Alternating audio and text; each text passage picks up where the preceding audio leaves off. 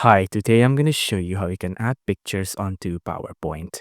Now, on PowerPoint, you can add a couple of pictures. Now, let's go to insert here. On insert, there is pictures here, right?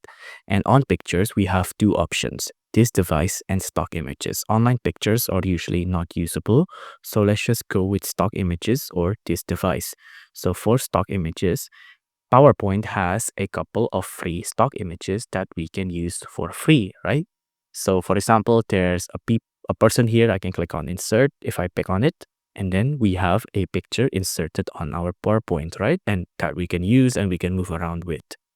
But that is stock images. If we want to use our own pictures that we find from the internet or that we have personally from our own computer, we can go onto pictures again and then this device. Now on this device, you can find your own picture from your computer. For my case, I'm just gonna insert in one of my old thumbnails. So I'm just gonna do this, double click it, and now we have a picture in PowerPoint just like this. You can customize it with a lot more format here as well, like border, effects, and layout. I encourage you to experiment and find out. If you like this video, please consider liking and subscribing.